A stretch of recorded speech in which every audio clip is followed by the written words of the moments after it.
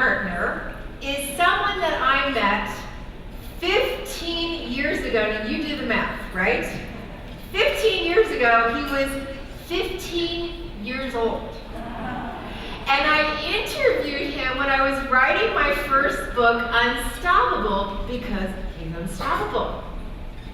Since then, we've joined partners with the Free the Children organization, and we have helped fund 32 primary schools, partial funding of 2 secondary schools, and bringing these vital services to over 15,000 men, women, and children in the neighboring communities. Please help me welcome the unstoppable Craig Kielbrenner.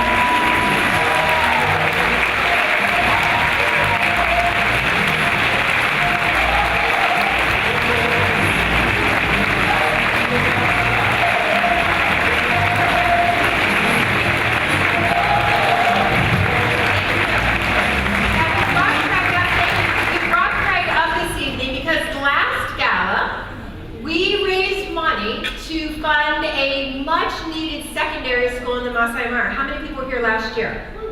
So is anybody interested in getting an update on how your money is working for these communities? Well, Craig is going to share with us and give us an update. Thank you, Craig.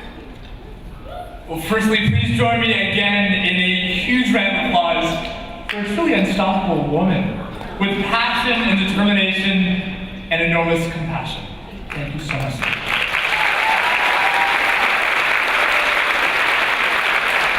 I need to shout out to Blaine for marrying an extraordinary woman and for being a partner in crime and making all this happen. Of course, just like my child in Free the Children, we have the honor to work and to help as the implementation partner to make a reality of the project. So I might need to steal your clicker from you for a moment. Oh, good point. There you go. Sure.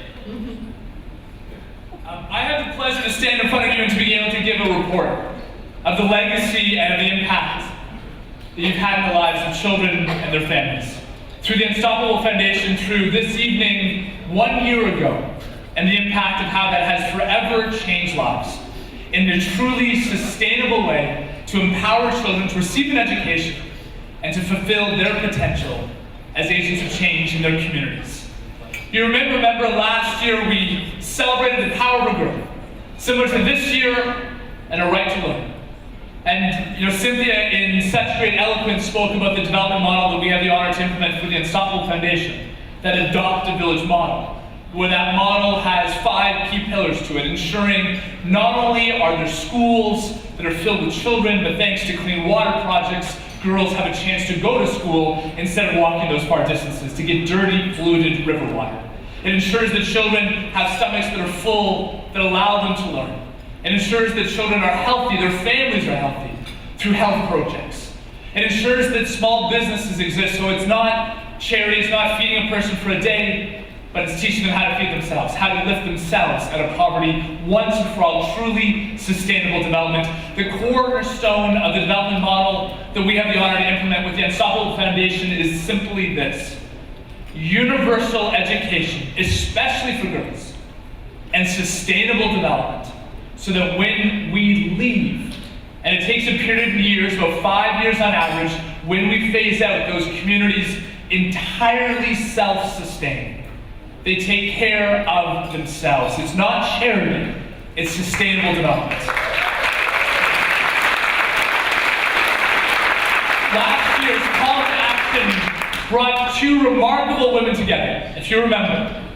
Cynthia joined forces with the Grammy Award-winning singer and songwriter Nelly Furtado, and each committed to raise half the funds and came together to take on the building of a secondary school.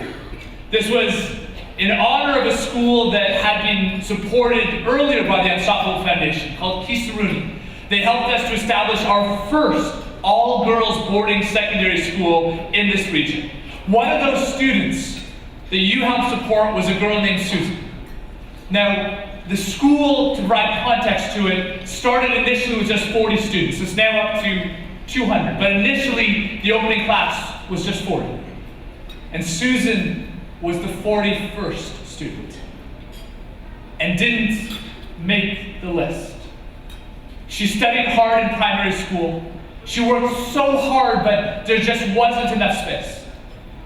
But when these students heard this, they squeezed their desks together, they squeezed their bunk beds together. They said they would share the food that they had, that they could fit one more student in. And when they went to the headmistress and told her this, they shared the good news with Susan. Susan, of course, burst into tears. You see, Susan was abandoned at birth, left in the market. A woman who didn't have much herself picked up Susan and brought her into her home and treated Susan like her own daughter, who studied and worked so hard and had the dream to receive an education. And that was a dream that you helped fulfill. And I want to report to you that Susan, who was from the first secondary school that you helped to build, Susan became the chairperson of the Elders Council, bringing the elders in who speak and tell the stories of the traditions of their people. She, for the past 2 years, has been the unbeaten champion of the 100 meters athletic dash in her school. She's one of the peer counselors in her school, and she was elected school champion, the head of the all-girls league in her school. We want to share with you a video from Susan to you. 2 years ago, you helped to make her dream of education possible by building and supporting the Keystone Girls High School. That was 2 years ago. A school that today provides empowerment and leadership training, education and healthcare, supporting young women who go back to their homes and carry that message of empowerment and women's rights. Now, that was 2 years ago. Last year, you decided to do it again. And last year, you set an ambitious goal to build a second all-girls boarding secondary school, this time on Maasai land. One of the first ever built on Maasai land in this region. Now, you took on a huge challenge. This was the groundbreaking ceremony in March 2012. As the community came together, men, women, children, they laying the foundation bricks, seeing the classrooms come together, where the education will be provided, the laboratory, the dining hall and kitchen. This is what literally your dollars go to, the bricks, the mortar, the cement, seeing the communities, the borehole. This is when they struck water. Seeing it literally gush out. The excitement of the community, the laughter, the joy, the tears in that moment. Clean drinking water, which is so much more than just clean drinking water, ensures that girls have a chance to receive an education. The dormitories where the girls will be studying and living. The future administration block, this is still under construction, but we're proud to say that in fact they've already started the admissions process. They've already started welcoming these girls into the community. This is one of the girls that they've already tapped on the shoulder to be a student. In fact, I want to share with you a letter that she wrote to you. My name is Koshal Kipsenchu. I come from a family of 9, my father, mother, 4 brothers, and 3 sisters. My father is a herdsman for one of our villages, while my mother is a housewife. Our family is a humble family. My parents are poor, and sometimes we cannot afford even the least of basic needs. When I was in primary school, I studied with a lot of problems and challenges. My school fee payments was an uphill task, and most of the time I was sent back home to collect it. Back at home, my parents could not afford it, and I was forced to spend so many days at home.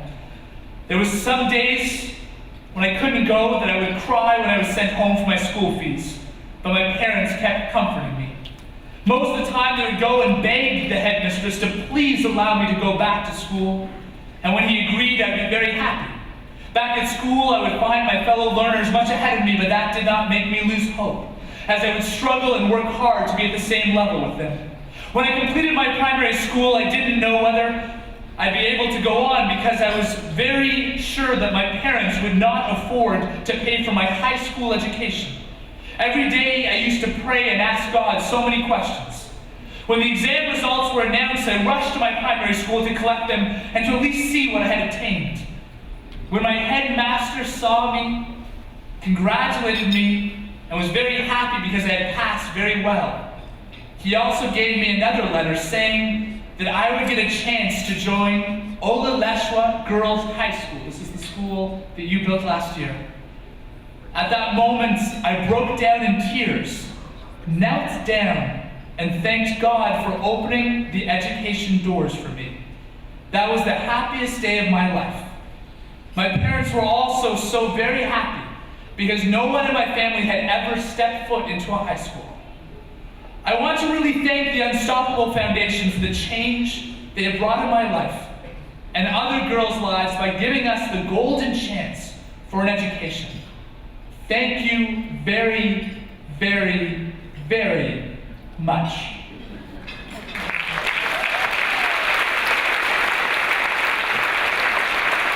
These are just a few of the grade 9 students. The school that you built, the all-girls boarding secondary school, will hold 200. But this is a message from just a few of the incoming class. Education is indeed a right. Thank you for making that dream and supporting Cynthia and supporting the Unstoppable Foundation. And thank you for supporting kids halfway around the world to fulfill their dreams in turn. Thank you to the Unstoppable Foundation. Thank you, Cynthia.